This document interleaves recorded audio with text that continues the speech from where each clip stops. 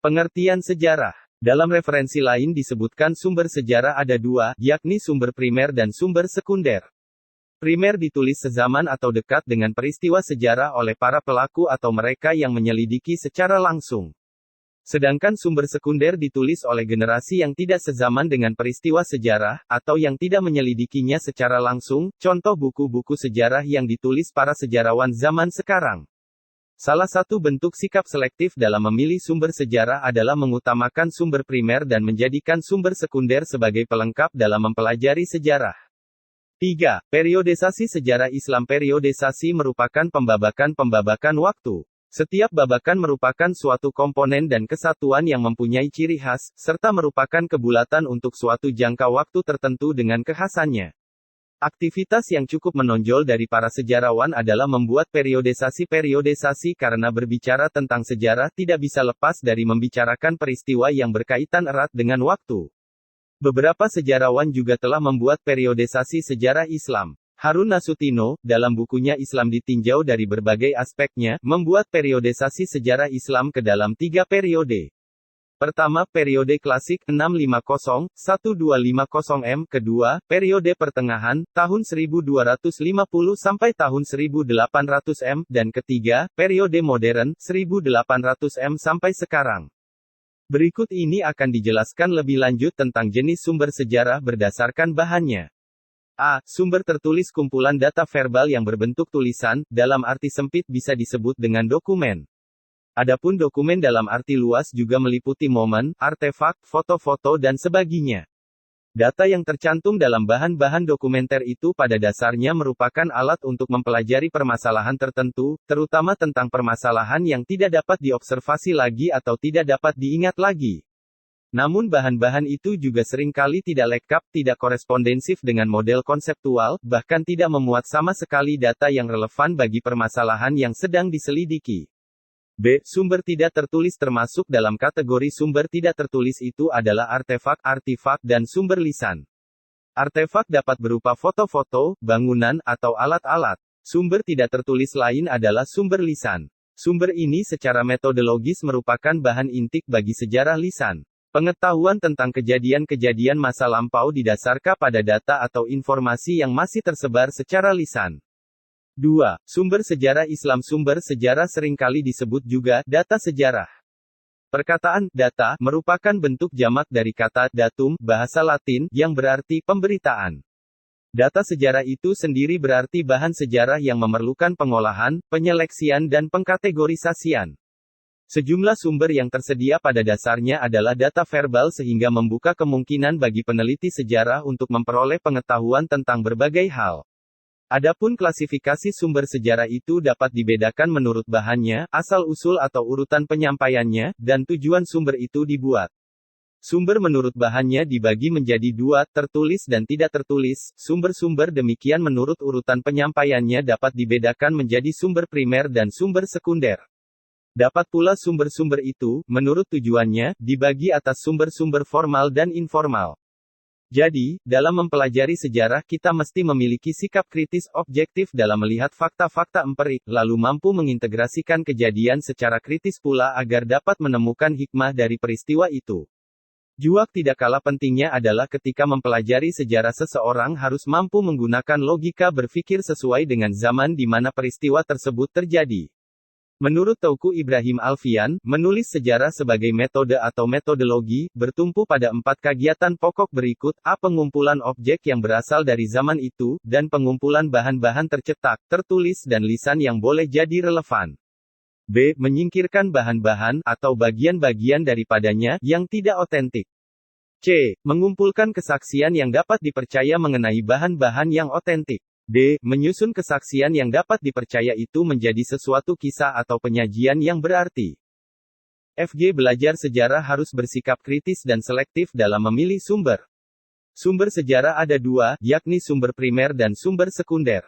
Primer ditulis sezaman atau dekat dengan peristiwa sejarah oleh para pelaku atau mereka yang menyelidiki secara langsung. Sedangkan sumber sekunder ditulis oleh generasi yang tidak sezaman dengan peristiwa sejarah, atau yang tidak menyelidikinya secara langsung, contoh buku-buku sejarah yang ditulis para sejarawan zaman sekarang. Salah satu bentuk sikap selektif dalam memilih sumber sejarah adalah mengutamakan sumber primer dan menjadikan sumber sekunder sebagai pelengkap dalam mempelajari sejarah. Mempelajari sejarah Islam bukan untuk tenggelam ke dalam masa lampau yang dipelajari, akan tetapi untuk mempelajari pola, sistem, hikmah dan teori-teori yang pernah ada sebagai pengalaman masa lampau yang bisa dipergunakan untuk mengatasi permasalahan sekarang. Karena mungkin saja bisa terjadi pengulangan pola pada suatu peristiwa meskipun jenis peristiwanya berbeda. Selain itu, terkadang peristiwa sejarah memiliki sifat berkesinambungan dan sifat perubahan. Jadi mungkin saja seseorang belajar sejarah masa lalu karena ingin mengetahui kaitannya dengan keadaan sekarang. Misalnya, keterbelakangan umat Islam saat ini dikaitkan dengan sejarah penjajahan Belanda di masa lalu. C. Belajar sejarah memerlukan penafsiran terhadap fakta-fakta dengan pendekatan analisis kritis. Pendekatan ini untuk menemukan hikmah atau teori yang mungkin bisa dibangun dari suatu peristiwa sejarah. Misalnya bila seseorang belajar sirah Nabi hanya dengan cara menghafal deskriptif kronologis maka ia tidak menemukan pelajaran, teori apa-apa, kecuali ada upaya-upaya kritis untuk menganalisis kepemimpinan Nabi. D. Penulisan sejarah model lama masih bertumpu pada aspek politik atau cerita raja-raja beserta perang-perangnya. Padahal dewasa ini umat Islam membutuhkan studi peradaban Islam yang komprehensif, tidak hanya aspek politik saja, oleh karena itu perlu dihidupkan studi-studi sejarah Islam dari aspek peradabannya yang bersifat komprehensif. Belajar sejarah masa lampau harus mengikuti pola dan logika zaman di mana peristiwa sejarah itu terjadi, bukan memaksakan diri agar sejarah mengikuti pola dan logika zaman sekarang di mana studi dilakukan. Misalnya, ketika seseorang mengkaji pemerintahan Utsman dari perspektif sekarang maka ia akan berkesimpulan bahwa Utsman adalah seorang yang nepotis. Kesimpulan ini mungkin tidak tepat karena ia tidak memahami kultur masyarakat saat itu dan motivasi Utsman melakukan hal itu. Seseorang yang hendak mempelajari sejarah Islam, kebudayaan atau peradaban Islam hendaknya memahami metode dan pendekatan yang benar dalam mengkaji sejarah. Beberapa metode dan pendekatan studi sejarah berikut ini bisa dijadikan pegangan bagi para pengkaji sejarah Islam. Belajar sejarah harus bersikap kritis. Seseorang harus kritis pada setiap unsur yang ada dalam studi sejarah, yakni, apa, siapa, di mana, kapan, bagaimana dan mengapa.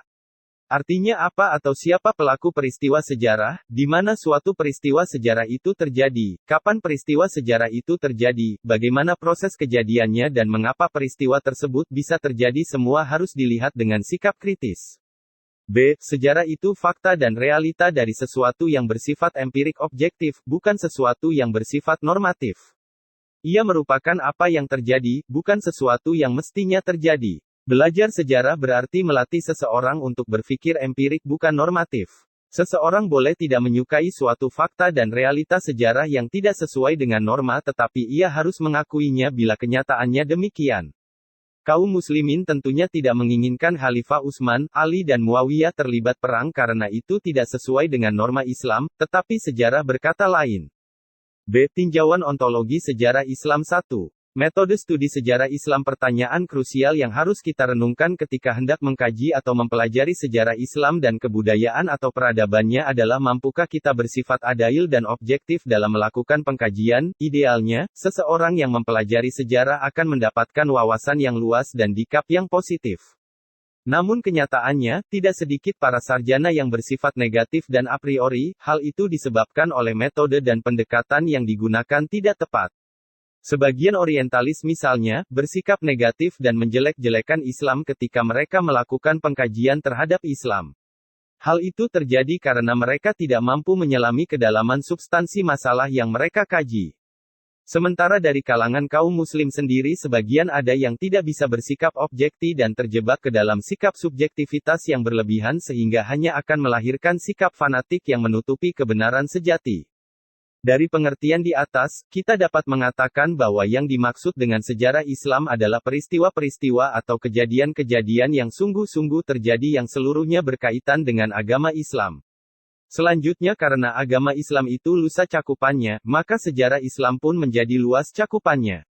Di antara cakupan itu ada yang berkaitan dengan sejarah proses pertumbuhan, perkembangan, dan penyebarannya, tokoh-tokoh yang melakukan pengembangan dan pengajaran agama Islam tersebut, sejarah kemajuan dan kemunduran yang dicapai umat Islam dalam berbagai bidang, seperti dalam ilmu pengetahuan agama dan umum, kebudayaan, arsitektur, politik pemerintahan, perperangan, pendidikan, ekonomi, dan lain sebagainya. Penelitian yang berkenaan dengan berbagai aspek yang terdapat dalam sejarah Islam tersebut telah banyak dilakukan oleh kalangan umat Islam itu sendiri, maupun para sarjana dari Barat. Dengan demikian dapat disimpulkan bahwa yang dimaksud dengan sejarah Islam adalah berbagai peristiwa atau kejadian yang benar-benar terjadi, yang berkaitan dengan pertumbuhan dan pengembangan agama Islam dalam berbagai aspek.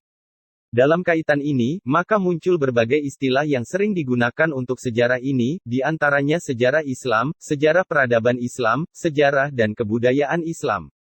Dengan demikian, secara ringkas dapat dikatakan bahwa sejarah bukanlah sekedar catatan peristiwa-peristiwa seperti kelahiran dan kematian orang perang tertentu saja, seperti para raja atau penguasa saja, akan tetapi sejarah merupakan suatu ilmu yang memberikan penjelasan tentang pengembangan suatu masyarakat yang mencakup proses yang panjang. Tentunya sejarah berbeda dari dongeng atau legenda, karena sejarah harus dapat dibuktikan kebenarannya dan harus logis. Kisah-kisah atau dongeng yang tidak bisa dibuktikan kebenarannya tentu tidak dikategorikan sebagai sejarah. Sedangkan yang dimaksud dengan Islam yaitu agama yang datangnya dari Allah, baik yang didatangkan melalui perantaraan Rasulnya yang pertama, maupun yang didatangkan melalui perantaraan Rasulnya yang terakhir, Muhammad. Mahmud Shaltut mendefinisikan Islam sebagai akidah dan syariah yang pada hakikat sama dengan iman dan amal. Sedangkan Abdul Qadir Audah mendefinisikan Islam sebagai akidah wa nidam, Islam sebagai agama dan negara. 17 Dengan pengertian ini maka seorang Muslim berarti seorang mukmin yang sungguh-sungguh melaksanakan syariat Islam, melaksanakan organisasi dan cita-cita negara menurut ajaran Islam. Seorang ilmuwan, sejarawan Muslim bernama Ibn Khaldun mendefinisikan sejarah sebagai catatan tentang masyarakat umat manusia atau peradaban dunia, tentang perubahan-perubahan yang terjadi pada watak masyarakat itu, seperti kelahiran, keramah-tamahan, dan solidaritas golongan. Beberapa ilmuwan, sejarawan yang lainnya juga memiliki rumusan yang berbeda. Nouruzam Siddiqui memaknai sejarah sebagai peristiwa masa lalu yang tidak sekedar memberi informasi saja tentang kejadian peristiwa itu melainkan juga memberikan penafsiran-penafsiran atas peristiwa tersebut dengan berpedoman pada hukum sebab akibat yang ada. Sayyid Qutb memaknai sejarah sebagai bukan hanya peristiwa-peristiwa saja melainkan penafsiran peristiwa-peristiwa dan pengertian mengenai hubungan-hubungan nyata dan tidak nyata yang menjali seluruh bagian serta memberikan dinamikanya dalam settingan waktu dan tempat. Franz Roseltan mengartikan sejarah sebagai deskripsi tentang aktivitas manusia yang terus-menerus baik dalam bentuk individu maupun kelompok. Bila ditelaah secara seksama tampak jelas bahwa dari makna berbagai-bagai bahasa sebagaimana tersebut di atas, maka pengertian sejarah ada sangkut pautnya dengan waktu dan peristiwa.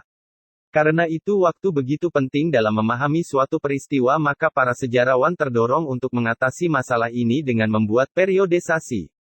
Gordon Leff berpendapat bahwa pembuatan periodisasi ini merupakan aktivitas para sejarawan yang sangat menonjol. Secara terminologi, istilah kata sejarah memiliki beberapa pengertian yang bervariasi dari segi redaksi. Para sejarawan memberikan rumusan batasan atau pengertian yang berbeda-beda. Misalnya, R.G. Collingwood memberikan batasan sejarah dengan ungkapan, sejarah adalah sejarah pemikiran, sejarah adalah sejenis penelitian atau penyelidikan. Selain itu Collingwood juga memaknai sejarah, dalam arti penulisan sejarah atau histografi, sebagai upaya membangun dunia fantasi. Sementara itu dalam bahasa-bahasa Eropa, istilah sejarah yang dipakai dalam literatur-literatur berbahasa Indonesia memiliki asal-muasal yang bervariasi. Meskipun demikian banyak ahli yang berpendapat bahwa istilah sejarah berasal dari bahasa Yunani historia. Dalam bahasa Inggris istilah sejarah dikenal dengan istilah history, dalam bahasa Prancis dikenal dengan istilah histoire, dalam bahasa Italia dengan istilah storia, dalam bahasa Jerman dikenal dengan istilah Geschichte, dan dalam bahasa Belanda disebut Geschiedenis, yang berarti terjadi. Sedangkan dalam bahasa Cina, istilah sejarah disebut dengan yang berarti kenyataan. Dalam istilah Hindu, kata sejarah memiliki dua istilah yang memiliki kedekatan makna dengan yang kita pahami dalam bahasa Indonesia, yakni itihas yang berarti tradisi atau sesuatu yang terjadi dan purana yang berarti tradisi kuno. Demikian pula dengan sejarah, kalau ia memiliki titik awal yang baik maka ia akan melahirkan budaya serta cabang-cabangnya seperti ekonomi, politik, bahasa, serta ilmu pengetahuan yang pada gilirannya akan menumbuhkan karya seni dan teknologi yang bermanfaat bagi manusia. Semua elemen-elemen pohon ini mempunyai hubungan yang erat meskipun yang sering dilihat oleh manusia pada umumnya hanyalah batang pohon saja, akan tetapi adanya pohon dan buah tidak bisa lepas dari peran akar.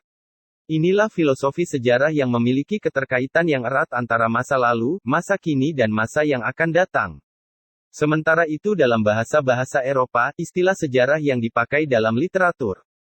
Bisa dikatakan bahwa istilah ini hanya berasal dari kata tersebut. Ada beberapa ahli sejarah berpendapat bahwa istilah sejarah itu berasal dari kata bahasa Arab syajarah yang berarti pohon atau silsilah.